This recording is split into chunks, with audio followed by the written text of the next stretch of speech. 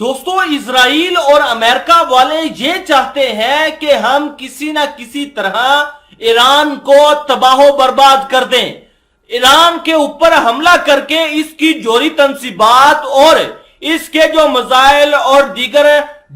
اڈے ہیں جو خفیہ طور پر ایران والوں نے تیار کیے ہوئے ہیں ان کو بھی تباہ و برباد کر دیں تاکہ ایران کی کمر توڑی جا سکے۔ لیکن ایران نے اسی بیچ اپنے ہائپر سونک میزائل کا کامیاب تجربہ کر کے اور دنیا کے سامنے رکھ کر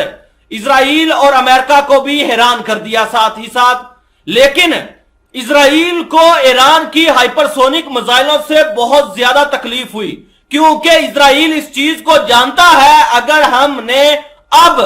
ایران کے اوپر حملہ کیا تو ایران والے 400 سیکنڈ کے اندر اندر اسی ہائپر سونک میزائل سے ہمارے اوپر حملہ کر کے ہمیں غرق کر دیں گے۔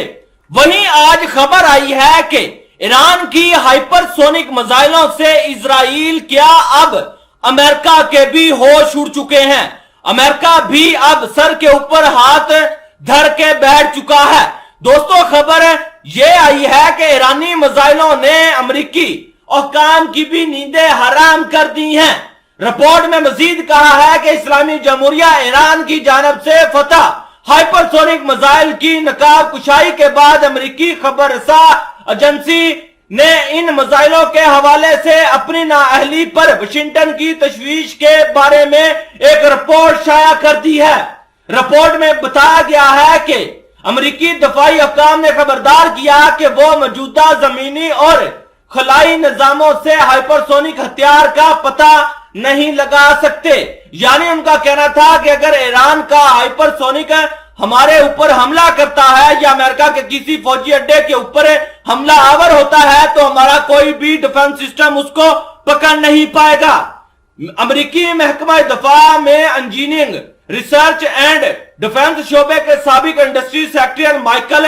گریفن نے حال ہی میں کانگریس کی سماعت میں بتایا کہ امریکہ کے پاس ایسے سسٹم نہیں ہیں جو ہائپر سونک میزائل کے لیے خطرہ پیدا کر سکے۔ انہوں نے امریکی قانون سازوں کو مخاطب کرتے ہوئے کہا ہمارے پاس ان میزائل سسٹموں کے خلاف کوئی دفاع موجود ہی نہیں۔ العربیہ نیوز چینل کی ویب سائٹ نے امریکی حکام کے تبصرے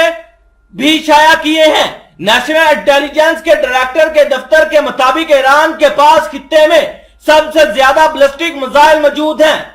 آرمز کنٹرول ایسوسی ایشن نے واشنگٹن ڈی سی میں بتایا کہ ایران کے شارٹ رینج اور